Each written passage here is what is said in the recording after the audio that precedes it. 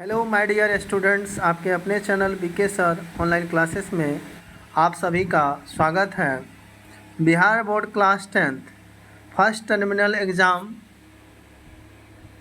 आपका 2023-24 class 10th social science सामाजिक विज्ञान। फुल मार्क्स आपका कितना 80 है। तो इसमें देखिए मैं आप इसका सोशल का मैं जो कि कब से एग्ज़ाम है आपकी कितनी तारीख से है, 24 तारीख से आपकी ये फर्स्ट टर्मिनल एग्ज़ाम है।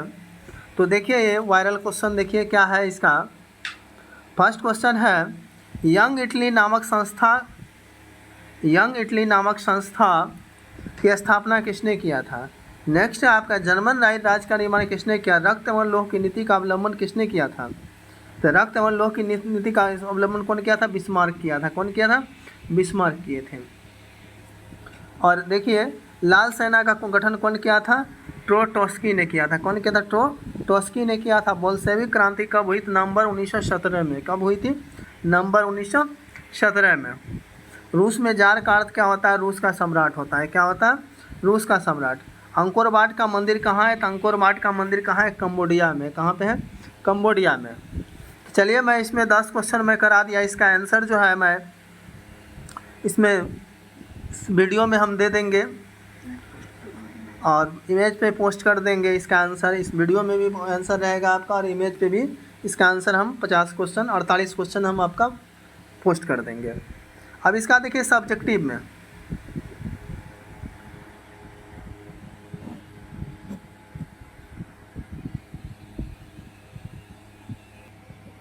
अब देखिए सब्जेक्टिव में आपका क्वेश्चन क्या है, गैरिबाल्डी पेशे से क्या था, इनके कार्यों को लिखें।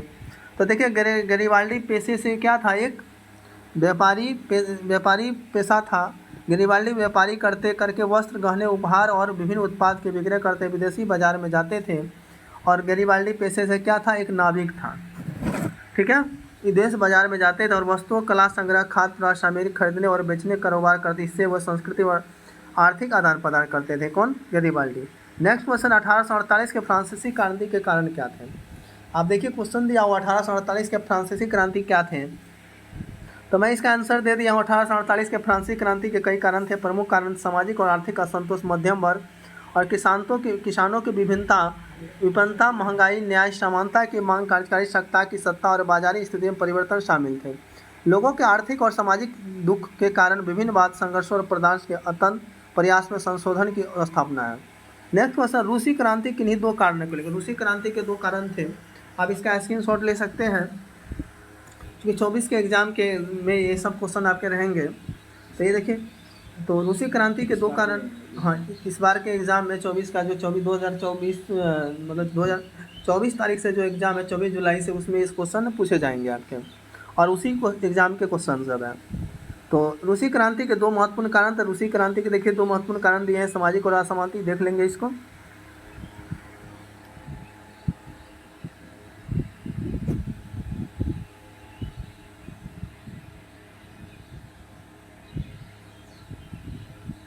नेक्स्ट क्वेश्चन आपका खूनी रविवार क्या है।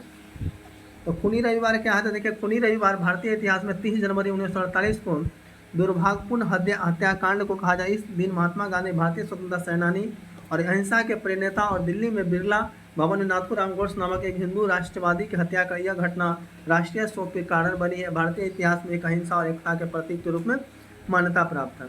नेक्स्ट है जेनेवा समझौता। जेनेवा समझौता कब और किनके बीच हुआ था। जेनेवा समझौता जिसे आमतौर पर जेनेवा 2 के रूप में जाना जाता है, 20वीं शताब्दी के बाद महत्वपूर्ण द्विपक्षीय समझौता था। यह समझौता द्वितीय विश्व युद्ध के दौरान 11 अप्रैल 1947 को संयुक्त राष्ट्र मुख्यालय स्विट्जरलैंड में हुआ था।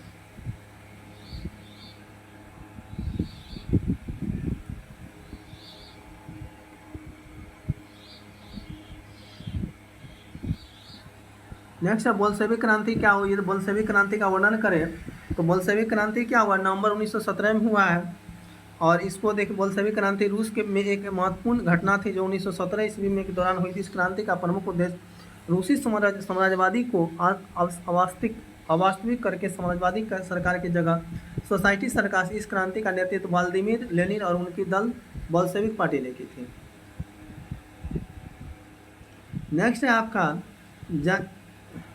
बोल्शेविक क्रांति की शुरुआत फरवरी 1917 के पेट्रोग्राड में हुई थी, जब भ्रष्टाचार, खाद्य संकट और युद्ध की बुरी स्थिति के कारण जन समर्थन में गिरावट हो गई थी। लोगों में नाराजगी और निस्समता बढ़ी और व्यक्तिगत स्वतंत्रता, सामाजिक न्यायकारी, सरकारी बदलाव की मांग करने लगे थे।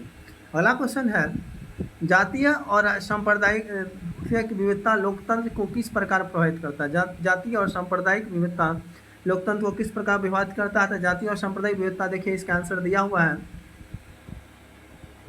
विविधता लोकतंत्र को दंग, प्रसाद, असमझ, विभाजन, अविश्वास, राजनीतिक अन्याय, मानवाधिकार और सुरक्षा देती है। यह सामाजिक असमरसता कम कर, तनाव पैदा कर और लोकतंत्र संरचना खतरे में डाल, जिससे समाजपूर्ण समाज और संवैधानिक मूल्यों का। नेक्स्ट क्वेश्चन, धर्मनिरपेक्ष शासन का क्या अभिप्राय, क्या अवधारणा है? धर्मनिरपेक्ष शासन विचारधारा का मतलब यह है कि शासन न्यायपूर्ण तथा समान अधिकार होना चाहिए, धर्म के आधार पर नहीं। यह मानवाधिकार, धर्म स्वतंत्रता, सामाजिक असरता, संप्रेषण और धार्मिक सहयोग को सुनिश्चित करता है। धर्मनिरपेक्ष शासन में सभी धर्मों का सम्मान किया जाता है।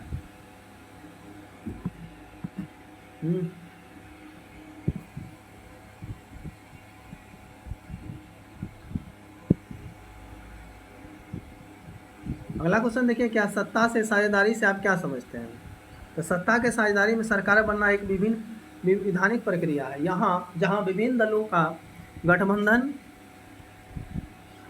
दलों के गठबंधन के सहमति सहयोग के आधार पर सत्ता का विस्तार किया जाता है। इसके सरकार का स्थायित्व और सहजता बढ़ती है और विभिन्न सामाजिक और राजनीतिक मुद्दों पर सहमति के आधार पर नीतियों का निर्णय लिया जाता है। हालांकि साझेदारी और के मतभेद और समस्या उत्पन्न हो सकती है, जिससे साझेदारी मतभेद और समस्या उत्पन्न हो, जिसे समझौता और संवाद के माध्यम से समाधान किया जाता है। नेक्स्ट है, भारत में संघीय शासन व्यवस्था की क्या विशेषता है?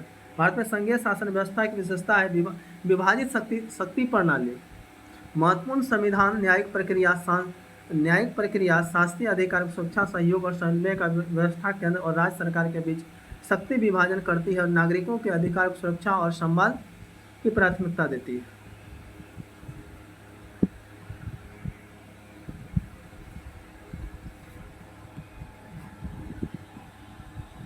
अगला क्वेश्चन है आपका, भारत की विधायिकाओं में महिलाओं के प्रतिनिधित्व की स्थिति स्पष्ट करें।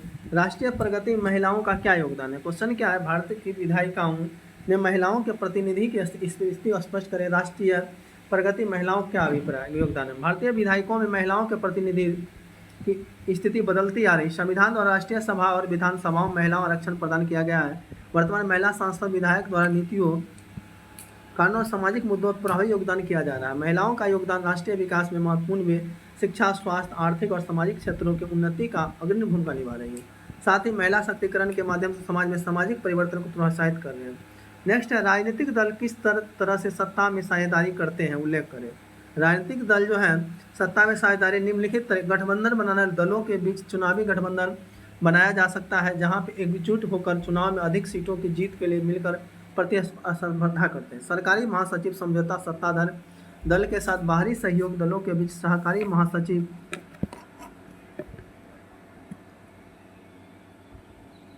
तो देखिए ये सब आपके क्वेश्चन रहेंगे आपके। तो अब नेक्स्ट है आपका, समाजवादी अर्थव्यवस्था से आप क्या समझते हैं? आप इसका स्क्रीनशॉट ले सकते हैं और सामाजिक अर्थव्यवस्था से आप क्या समझते हैं, देखिए इसका आंसर दिया हुआ था, आप स्क्रीनशॉट इसका ले सकते हैं। नेक्स्ट क्वेश्चन, आर्थिक नियोजन क्या है? आपको सिर्फ क्वेश्चन दिखाना चाह रहा हूँ कि आपका एग्जाम में क्या क्या क्वेश्चन पूछे जाएंगे।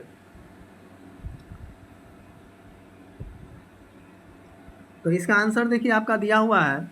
और नेक्स्ट है आपका, प्रति व्यक्ति आय क्या है? प्रति व्यक्ति आय क्या है? तो देखिए इसका भी आंसर दिए हुए हैं, आप इसको देख लेंगे और स्क्रीनशॉट ले लेंगे। नेक्स्ट है, सकल घरेलू उत्पाद क्या है? तो सकल घरेलू उत्पाद जीडीपी क्या है? तो इसको देख लेंगे, इसका आंसर स्क्रीनशॉट लेके आप इसका आंसर याद कर सकते हैं या चीट ले जा सकते हैं एग्जाम हॉल में, क्योंकि एग्जाम में तो स्कूल में एग्जाम होती है तो चीट तो कर सकते हैं थोड़ा बहुत। नेक्स्ट है आपका, अर्थव्यवस्था की संरचना में क्या समझते हैं? इनके कितने भागों में बांटा गया? ये क्या लिखा, अर्थव्यवस्था। तो देखिए अर्थव्यवस्था की संरचना उनके, देखिए ये आपका आंसर दिया हुआ है, इसका आंसर आप ले सकते हैं स्क्रीनशॉट में। नेक्स्ट है आपका, राष्ट्रीय आय में वृद्धि भारतीय विकास के लिए किस तरह के लाभप्रद है, वर्णन करें। राष्ट्रीय आय में वृद्धि भारतीय विकास के लिए तरह से लाभप्रद है, वर्णन करें। तो देख लेंगे राष्ट्रीय आय भारतीय विकास के लिए कई लाभ प्रदान करती है। ठीक है, चलिए अगला देखते हैं क्या क्या आपका क्वेश्चन है, मैं वो सिर्फ दिखाना चाहता हूँ आपको। खनिज क्या है, इसकी क्या विशेषताएं हैं? तो खनिज आप देखिए, भूगोल का क्वेश्चन क्या है, खनिज क्या है, इसकी क्या विशेषता है? तो खनिज धात्विक खनिज पदार्थ है। देख नेक्स्ट क्वेश्चन आपका, चिपको आंदोलन क्या है? चिपको आंदोलन उत्तराखंड में हुआ था, सुंदरलाल बहुगुणा इसके मुख्य ये थे, मुख्य पात्र। बहुउद्देशीय परियोजना से आप क्या समझते हैं? तो ये एक बड़ी परियोजना है, इसको भी देख लेंगे। इसका आंसर आप स्क्रीनशॉट में इसका आंसर ले सकते हैं। अगला क्वेश्चन आपका है, पवन अपवर्तन वाले क्षेत्र में कृषि की कौन सी पद्धति उपयोगी मानी जाती है? पवन अपवर्तन वाले क्षेत्र में कृषि की कौन सी पद्धति उपयोगी मानी जाती है? ये कृषि के लिए प्रमुख उपयोगी पद्धति पवन ऊर्जा का उपयोग करना होता है। देखिए इसका आंसर दे दिए हैं। नेक्स्ट है, संसाधन निर्माण में तकनीकी में क्या भूमिका? संसाधन निर्माण में तकनीकी में क्या भूमिका है? तो तकनीकी संसाधन निर्माण महत्वपूर्ण भूमिका निभाती है।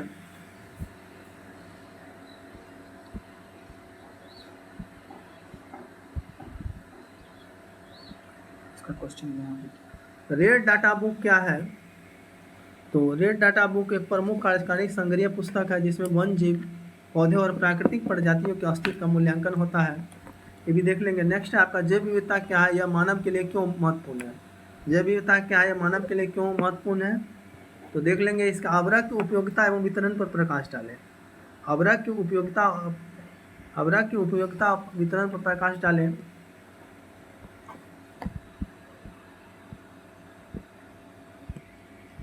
अवरक एक विशेष प्रकार का पत्थर है, देख लेंगे इसका आंसर।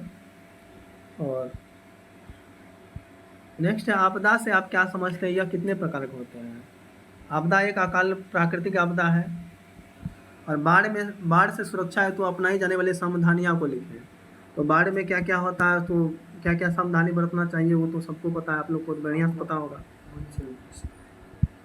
अगला क्वेश्चन है, बाढ़ में क्या होता है, क्या उचित जल स्रोत के आसपास घर न बनाए, जल बहाव की चेतावनी के लिए सूचना, खतरनाक इलाकों के पास रहने से बचे, सुखाड़ के लिए जिम्मेदार कारकों का लिखें। सुखाड़ के लिए जिम्मेदार कारक दिया हुआ है, आप इसको देख लेंगे बढ़िया से, एक दो बार पढ़ लेंगे तो आपको क्वेश्चन आपको याद हो जाएगा और एग्जाम में गर्दा तोड़ के आएंगे, कलम तोड़ के आएंगे आप। बिहार में बाढ़ की स्थिति का उल्लेख करें। तो बिहार में बाढ़ की स्थिति क्या हो, तो बिहार में बाढ़ की स्थिति निरंतर चुनौतीपूर्ण रहती है, क्योंकि यहाँ पे कोसी नदी है। कोसी नदी हमेशा तबाही मचाते रहती है बिहार के उत्तरी क्षेत्र में। चलिए अब इसका आंसर देखिए, इसका आंसर तो ये रहा आपका ऑब्जेक्टिव का आंसर। देखिए क्या दिया हुआ, 1 का सी, 2 का डी, 3 का ए, 4 का बी, 5 का सी आपका दिया हुआ है। आप स्क्रीनशॉट के माध्यम से आप ऐसे भी हम इसको इमेज में भी डाल देंगे, आप वहाँ से भी देख सकते हैं, या टेलीग्राम चैनल पे भी आप देख सकते हैं इसको। आप टेलीग्राम सर्च मारेंगे बीके सर ऑनलाइन क्लासेस, वहाँ पे जुड़ेंगे, आपको ये प्राप्त हो जाएगा। ठीक है, आपको PDF भी वहाँ पे मिल जाएगा। मैं आंसर भी दे दिया आपका। और चलिए चैनल को सब्सक्राइब कर देंगे और जितना हो सके शेयर करेंगे। और मान लीजिए आपका ये तो फर्स्ट साइंस सोशल का है, फिर साइंस का होगा, फिर मैथ का होगा, वो सारा क्वेश्चन मैं इसमें अवेलेबल करवा दूंगा आप लोग को। एग्ज़ाम से पहले ये क्वेश्चन मैं आप लोग के पास पहुंचा दूंगा। चलिए मिलते हैं फिर नेक्स्ट वीडियो में, तब तक के लिए आप लोग को धन्यवाद।